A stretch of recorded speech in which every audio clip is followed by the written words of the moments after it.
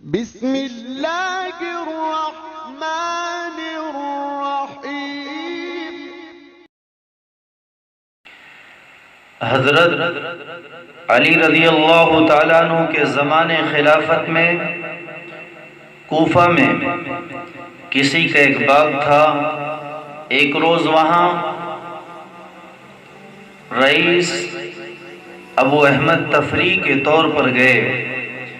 دیکھا وہ غلام جو باغ کی حفاظت پر نوکر تھا، جو باغ کی حفاظت پر مامور تھا، وہ روٹی کھا رہا ہے اور اس کے سامنے ایک کتا بیٹھا ہے، اور ایک لقمہ وہ خود کھاتا ہے اور دوسرا لقمہ اس کتے کو کھلاتا ہے، اور اس بات کا بڑا لحاظ رکھتا ہے کہ کوئی لقمہ چھوٹا اور بڑا نہ ہو جائے۔ وہ خود کھاتا ہے، اسے کھلاتا ہے اور بڑے ناپ ناپ کر اسے کھلا رہا ہے۔ جب وہ کھانے سے فارغ ہوا تو ابو احمد اس کے نزدیک گئے اور اس غلام سے پوچھا، کیا تم نے اس کتے کو پال رکھا ہے؟ اس نے کہا نہیں، یہ اجنبی کتا ہے، بھوک کے مارے میرے سامنے بیٹھ کر ہانفنے لگا، میں کھانا کھا رہا تھا، میں نے مروت کے خلاف سمجھا کہ اللہ کی ایک مخلوق میرے سامنے بھوکی بیٹھی رہے اور میں شکم سیر ہو کر کھاؤں، اس لیے اس کو بھی کھلا دیا۔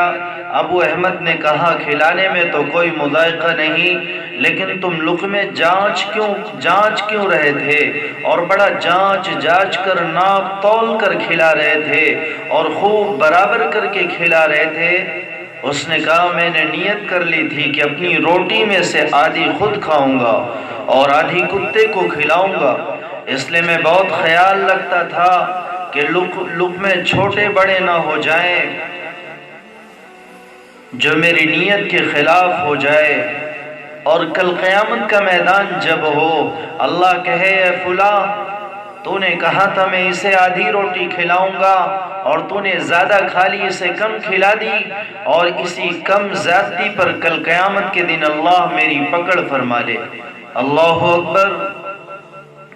ایک وقت وہ تھا جب غلام کے اندر بھی اللہ کا خوف اس قدر ہوا کرتا تھا کہ ان کا چھوٹا سا عمل بھی اور ایک معمولی سا عمل بھی اس انداز سے ہوتا تھا کہ کل قیامت کے میدان میں میری پکڑ اس پر نہ ہو جائے۔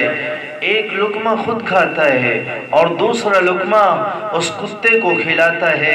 ایک کتا جو بے زبان مخلوق ہے، سماج میں جس کا کوئی مقام نہیں، سماج میں جس کی کوئی حیثیت نہیں، بے زبان مخلوق کو بھی لقمہ کھلا رہا ہے، تو اس کے ساتھ بھی وہی سلوک کر رہا ہے جو آج ہم انسانوں کے ساتھ نہیں کرتے، جو آج اپنے رشتہ داروں کے ساتھ نہیں کرتے، جو آج اپنے اعز و اقارب کے ساتھ نہیں کر پاتے۔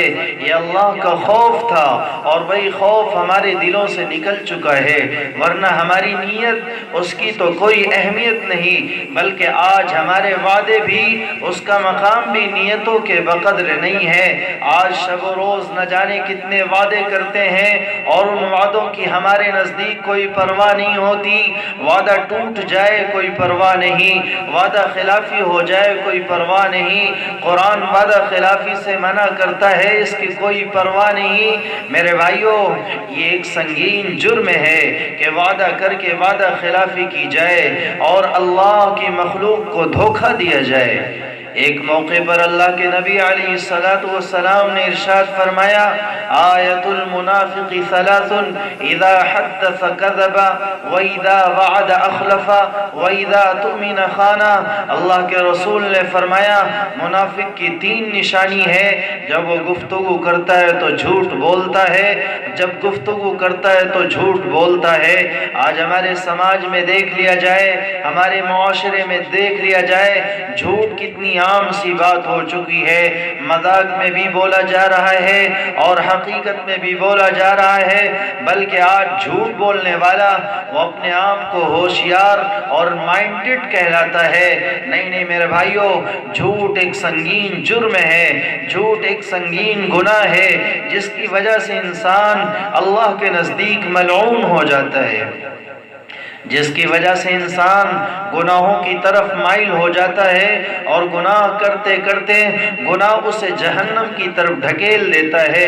آگے اللہ کے حبیب نے فرمایا اذا حدث کذب واذا تمن خان واذا وعد اخلف، اور اس کی دوسری نشانی یہ ہے جب اس کے پاس امانت رکھی جاتی ہے تو امانت میں خیانت کرتا ہے، امانت میں خیانت کرتا ہے۔ اور آپ نے جو تیسری نشانی بیان فرمائی وعدہ کرے تو وعدہ خلافی کرتا ہے، یہ منافقت کی نشانی ہے۔ ایسے لوگوں سے اور ایسے کام سے بچنے کی ضرورت ہے۔ آج وعدہ خلافی کرنا ایک معمولی سا کام بن چکا ہے، وعدہ کر کے مکر جانا یہ ایک عام بات بن چکی ہے۔ وعدہ خلافی کرنا یہ ہماری طینت بن چکی ہے اور ہماری خصلت و عادت بن چکی ہے۔ ایسی بری عادت اور بری خصلت سے بچنا چاہیے اور اللہ سے ایسی بری عادت اور بری خصلت سے پناہ مانگنی چاہیے۔ میرے بھائیو، یہ دنیا فنا ہونے والی ہے، چند دنوں میں فنا ہو جائے گی، لیکن ہمارا گناہ ہمیشہ کے لیے ہمارے دفتر اور اعمال نامے میں موجود رہے گا۔ اس لیے تھوڑی سی زندگی اور تھوڑی سی لذت کے لیے ہمیشہ کی آخرت کو تباہ نہ کیا جائے، ہمیشہ کی آخرت کو برباد نہ کیا جائے۔